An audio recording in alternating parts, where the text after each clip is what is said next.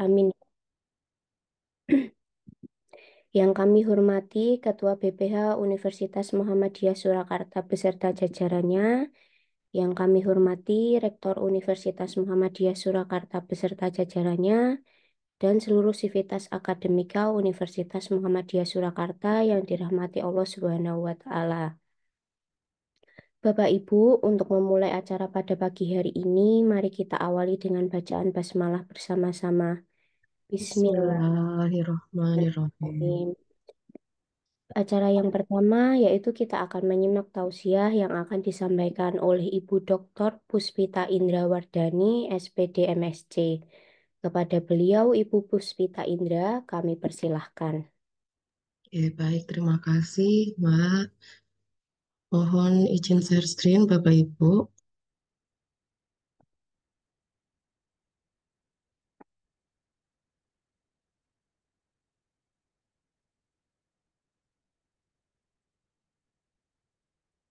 Assalamualaikum warahmatullahi wabarakatuh.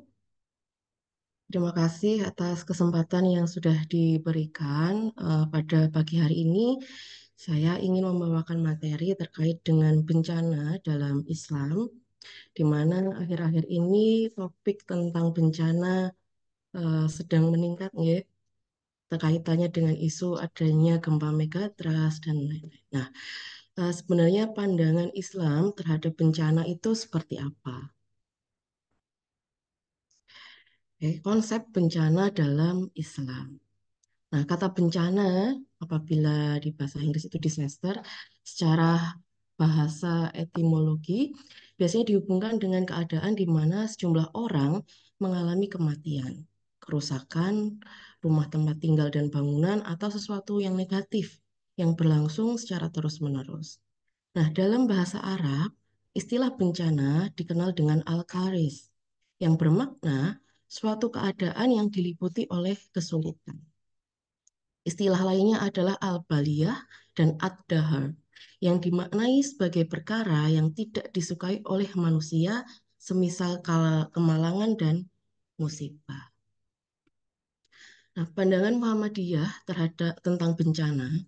Nah, bencana dalam konteks Muhammadiyah didefinisikan sebagai gangguan yang serius, yang disebabkan baik oleh faktor alam maupun faktor manusia, yang bisa melumpuhkan fungsi-fungsi masyarakat yang dibangun untuk menopang keberlangsungan hidup, melindungi aset, kelestarian lingkungan, dan menjamin martabatnya sebagai manusia sebagai bagian dari perintah agama.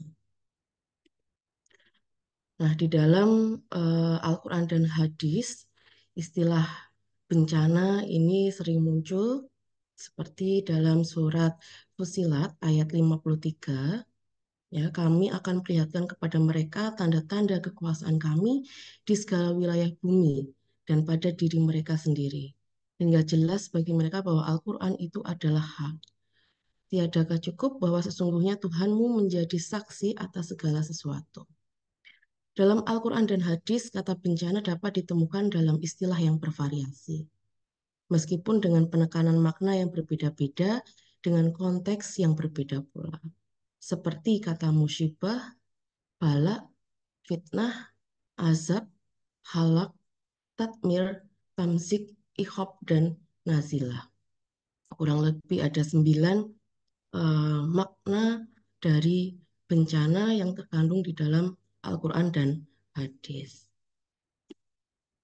Yang pertama, musibah. Kata musibah, Indonesia kita menyebutnya musibah, berasal dari kata asaba, yang berarti sesuatu yang menimpa kita. Kata musibah dalam Al-Quran secara umum mengacu pada sesuatu yang netral, tidak negatif ataupun positif. Sekalipun terdapat beberapa ayat yang mengaitkan dengan sesuatu yang negatif, seperti dalam surat Al-Hadid ayat 22 sampai dengan 23. Tiada suatu bencana pun yang menimpa di bumi dan tidak pula pada dirimu sendiri, melainkan tertulis dalam kitab Lauhul Mahfuz sebelum kami menciptakannya. Sesungguhnya yang demikian itu adalah mudah bagi Allah. supaya kamu jangan berduka cita terhadap apa yang luput dari kamu, dan supaya kamu jangan terlalu gembira terhadap apa yang diberikannya kepadamu. Allah tidak menyukai setiap orang yang sombong lagi membanggakan diri. Nah, ketika musibah diartikan sebagai penilaian yang negatif, mendatangkan keburukan, maka manusia dianjurkan untuk memaknainya dengan mengembalikan esensi peristiwanya kepada Allah. Dengan demikian, konteks ini manusia harus menyadari sepenuhnya bahwa dirinya hanyalah pelaku dan penerima cobaan berupa sesuatu yang dinilai tidak baik tersebut. Allah menyatakan dalam surat Al-Baqarah ayat 156, orang-orang yang apabila ditimpa musibah, mereka mengucapkan, Inna lillahi wa inna ilaihi roji'un.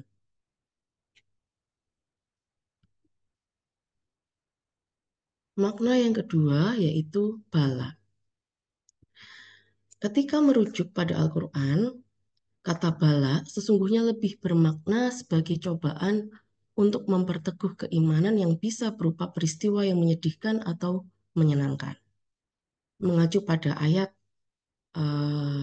Al-A'raf ayat 168, bala merupakan sebuah ujian atau cobaan yang berupa kebaikan al-hasanat atau yang berupa keburukan al-sayyiat, baik yang datang dari kejadian di alam semesta seperti gempa bumi, tsunami, banjir, tanah longsor, atau dari diri sendiri dan sosial masyarakat. Contohnya ada sakit, kerusuhan, kekurangan, perang, konflik. Dan di sini Allah telah memberikan penjelasan bahwa dalam mensikapi bala terdapat dua pilihan. Yang pertama syukur dan yang kedua sabar. Ketika bala berbentuk kebaikan, hasanat, maka tujuannya adalah kesyukuran, yakni sebuah sikap yang menggambarkan kedekatan dengan kasih dan sayang Allah. Surat Amnal ayat 40, dalam bentuk menggunakan anugerah untuk memberi kemanfaatan lebih kepada seluruh makhluk sesuai dengan ketetapan Allah. Begitu sebaliknya, jika bala berupa keburukan, maka tujuannya adalah kesabaran. Seperti yang ada dalam surat Al-Baqarah ayat 155 sampai dengan 157, yakni sebuah sikap yang menggambarkan kedekatan dengan kasih dan sayang Allah. Sikap sabar juga dapat diwujudkan dalam bentuk mengambil nilai positif dan pelajaran dari peristiwa yang telah terjadi.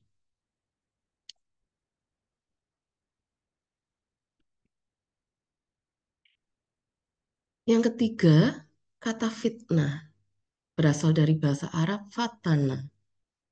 Kata fitnah dalam bahasa Indonesia sangat jauh berbeda maknanya dari bahasa Arab yang ada di Al-Quran. Di dalam Al-Quran, kata fitnah mengacu pada beberapa arti, seperti kemusyrikan, cobaan atau ujian, kebinasaan atau kematian, siksa atau azab, dan arti lain yang merujuk pada pengertian kata fitnah. Nah, kembali pada arti asal kata fitnah. Peristiwa-peristiwa yang diberi label kata fitnah mengacu pada peristiwa-peristiwa sosial, bukan peristiwa alam. Nah, fitnah diartikan sebagai sebuah peristiwa yang berasal dari hubungan antara manusia dengan manusia lainnya, yang memunculkan dampak negatif, baik berupa kematian, ketakutan, kesesatan, dan kericuhan.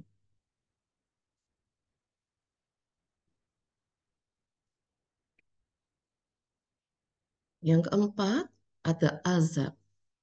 Nah, kata azab berasal dari kata azaba, yang artinya sangat bervariasi sesuai dengan konteksnya. Namun ketika kata azab dikaitkan dengan berbagai peristiwa yang menimpa manusia, maka kata azab ini berarti siksaan. Berbagai peristiwa yang menimpa manusia karena perbuatan yang melanggar ketetapan Allah disebut dengan azab, baik yang berdampak besar maupun yang kecil. Seperti yang terkandung dalam surat Al-Quran ayat 15 sampai dengan 16. Sesungguhnya kalau kami akan melenyapkan siksaan, itu agak sedikit sesungguhnya kamu akan kembali ingkar. Ingatlah hari ketika kami menghantam mereka dengan hantaman yang keras. Sungguhnya kami adalah pemberi balasan.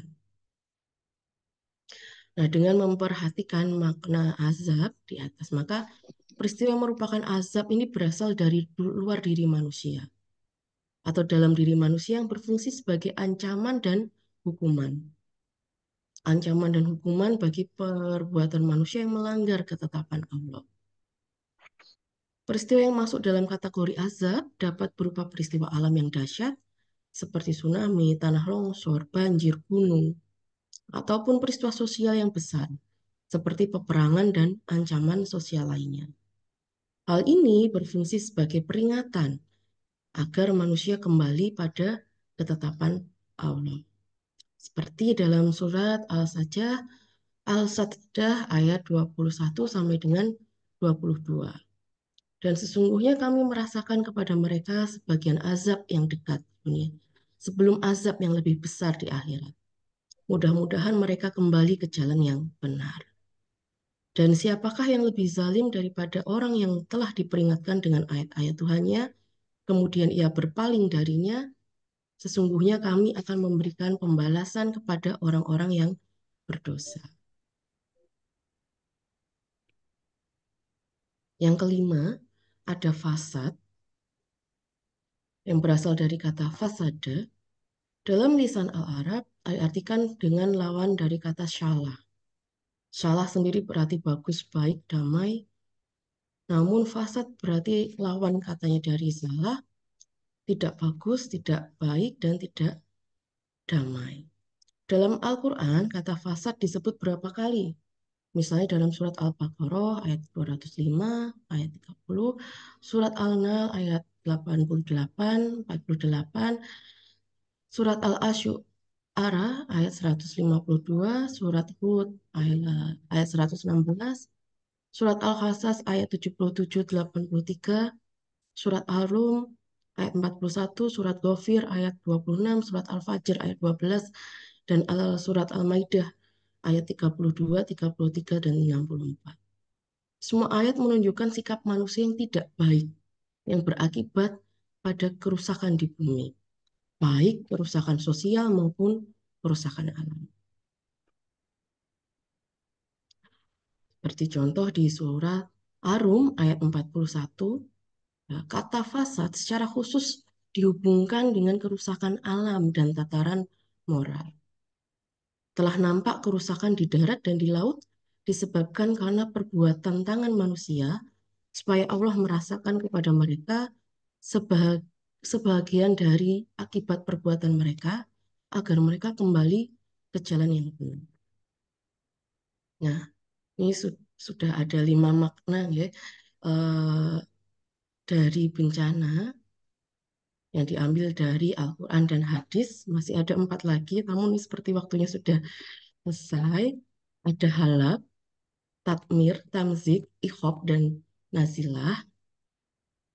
Ini sebagai penutup saja, bencana apapun bentuknya sesungguhnya merupakan bentuk kasih sayang Allah kepada manusia.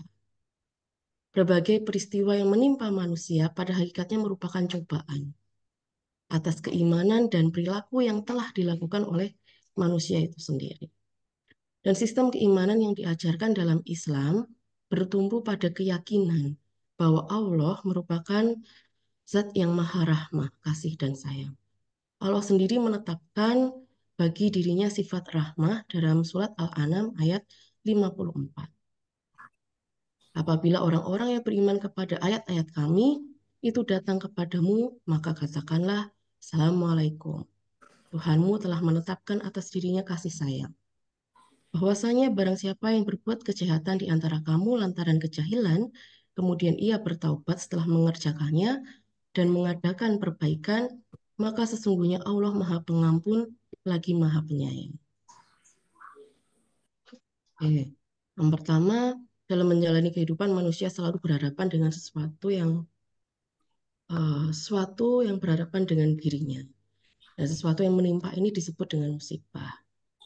Konsekuensinya dari ajaran tauhid, peristiwa yang menimpa manusia tersebut bukanlah sebuah persoalan. Karena manusia hidup pasti akan diuji dengan berbagai persoalan. Musibah tidak lain adalah ujian dan cobaan kepada manusia baik berupa hasanat ataupun sayiat. Nah, dengan itu maka manusia wajib untuk bersyukur dan juga bersabar. Peristiwa yang merupakan musibah merupakan ketetapan dan ketentuan Allah. Takdir di sini dimaknai dengan sebuah ketetapan dan ketentuan Allah yang telah terjadi di hadapan kita. Hanya Allah saja yang mengetahui ketetapan dan ketentuannya. Manusia hanya dapat mengetahuinya ketika ketetapan dan ketentuan tersebut terjadi. Ya, mungkin itu yang dapat saya sampaikan di pagi hari ini. Terima kasih atas kesempatan yang diberikan. Mohon maaf atas kurang dan lebihnya. Saya akhiri. Wassalamualaikum warahmatullahi wabarakatuh. Waalaikumsalam. Terima kasih kepada Ibu Dr. Puspita Indrawardani, SPD MSc, yang telah berkenan membawakan materi tausiah pada pagi hari ini. Semoga dari tausiah tersebut dapat bermanfaat dan menjadi keberkahan terhadap kita semua. Acara selanjutnya yakni doa bersama yang akan dipimpin oleh Bapak Fauzul Hanif Nur Atif, MSc. Kepada beliau Bapak Fauzul Hanif, kami persilahkan. Bismillahirrahmanirrahim. Assalamualaikum warahmatullahi wabarakatuh. Waalaikumsalam warahmatullahi wabarakatuh. Bapak Ibu semuanya, mengakhiri eh, qiyamul lail kita pada malam hari ini, maka marilah kita berdoa bersama-sama. A'udzu billahi minasyaitonir rajim. Bismillahirrahmanirrahim. Allahumma shalli ala Muhammad wa ala ali Muhammad hamdan hamidin hamdan na'imin hamdan syakirin hamdan yuafi ni'amahu wa yukafi mazidah ya rabbana lakal hamdu kama yanbaghi li jalali wajhikal karim wa azim sultanik. اللهم أصلح لنا ديننا الذي هو عصمة أمرنا وأصلح لنا دنيانا التي فيها معاشنا وأصلح لنا آخرتنا التي إليها معادنا واجعل الحياة زيادة لنا في كل خير واجعل الموت راحة لنا من كل شر اللهم اجعل خير عمرنا آخره وخير أعمالنا خواتمه وخير أيامنا يوم نلقاك فيه اللهم إنا نسألك عيشة هنيئة وميتة سوية ومردا غير مجزئ ولا فاضح اللهم إنا نسألك خير المسألة وخير الدعاء وخير النجاة وخير العلم وخير العمل وخير الثواب وخير الحياة وخير الممات وثبتنا وثقل موازيننا وحقق إيماننا وارفع درجاتنا وتقبل صلواتنا واغفر خطيئاتنا ونسألك العلا من الجنة اللهم إنا نسألك موجبات رحمتك وعزائم مغفرتك والسلامة من كل إثم والغنيمة من كل بر والفوز بالجنة والنجاة من النار اللهم أحسن عاقبتنا في الأمور كلها وأجرنا من خزي الدنيا وعذاب الآخرة اللهم اقسم لنا من خشيتك ما تحول به بيننا وبين معصيتك ومن طاعتك ما تبلغنا بها جنتك ومن اليقين ما تهون به علينا مصائب الدنيا ومتعنا بأسماعنا وبصارنا وقوتنا ما أحييتنا واجعله الوارث منا واجعل ثأرنا على من ظلمنا وانصرنا على من عادانا ولا تجعل مصيبتنا في ديننا ولا تجعل الدنيا أكبر همنا ولا مبلغ علمنا ولا تسلط علينا من لا يخافنا ولا يرحمنا اللهم لا تدع لنا ذنبا إلا غفرته ولا هما إلا فرجته ولا دينا إلا قضيته ولا حاجة من حوائج الدنيا والآخرة إلا قضيتها يا الله يا رب العالمين اللهم إنا نسألك سلامة في الدين وعافية في الجسد وزيادة في العلم وبركة في الرزق وتوبة قبل الموت ورحمة عند الموت وآخرة بعد الموت اللهم هون علينا في سكرات الموت والنجاة من النار والعفو عند الحساب اللهم نور قلوبنا بنور هدايتك كما نورت الأرض بنور شمسك وقمرك أبدا أبدا يا رب العالمين ربنا لا تزغ قلوبنا بعد إذ هديتنا وهب لنا من لدنك رحمة إنك أنت الوهاب اللهم اغفر لنا ذنوبنا وذنوب والدينا وارحمهما كما ربيانا صغارا ولجميع المسلمين والمسلمات والمؤمنين والمؤمنات الأحياء منهم والأموات ربنا هب لنا من أزواجنا وذرياتنا قرة أعين واجعلنا للمتقين إماما ربنا آتنا في الدنيا حسنة وفي الآخرة حسنة وقنا عذاب النار سبحان ربك رب العزة عما يصفون وسلام على المرسلين والحمد لله رب العالمين الفاتحة.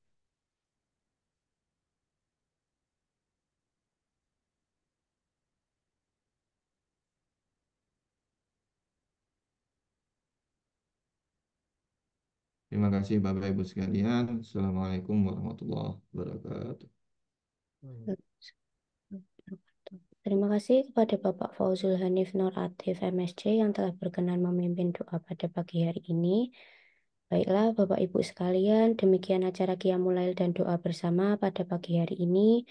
Semoga acara ini dapat memberikan kebermanfaatan untuk UMS dan menjadikan kita istiqomah dalam beribadah sesuai tuntunan Allah Subhanahu wa taala dan Rasul-Nya. Mari bersama kita tutup acara ini dengan bacaan hamdalah bersama-sama.